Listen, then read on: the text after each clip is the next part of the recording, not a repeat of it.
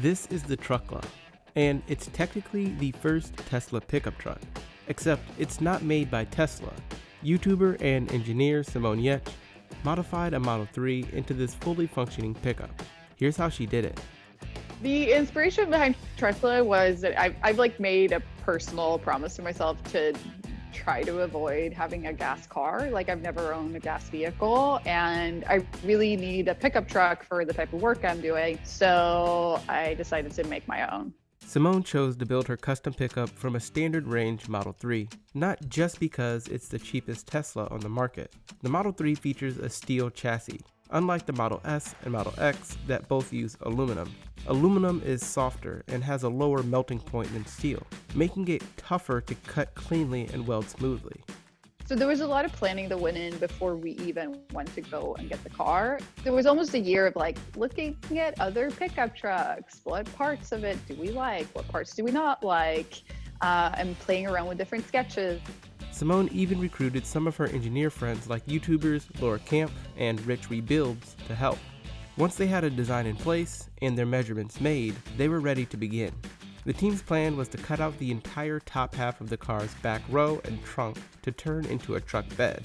They had to start by stripping out the car completely from the front seat back. They also used a heat gun and wire to remove the Model 3's enormous rear windshield. Unfortunately, we started cutting a little bit sooner than we should have because we wanted to put in a bunch of reinforcements to make sure that once we removed the back part of the car, that it wouldn't sag. But we had to kind of fast track that because I was about to travel out of town. And if we hadn't cut the car before that, all work would need to freeze while I was gone. Luckily for Simone's crew, electric vehicles like Tesla are built on a very rigid platform that's more like a skateboard. Even the battery pack that lies underneath the car has a lot of structural integrity. Both of these things prevented the walls of the car from caving in when they began cutting the top half off. They also used jack stands to take the weight off the car's wheels, which would only increase its likelihood to fold. We used pretty much every tool I have in my workshop and more tools on top of that. For the cutting, it was we were really using porta-bands and angle grinders and sawzalls and jigsaws, every metal cutting tool you could imagine, because each section of the car and cutting out the rear end was so different. Once the cutting was done and Simone was back from her trip, the team finished welding in the support beams that would prevent the folding they were afraid of.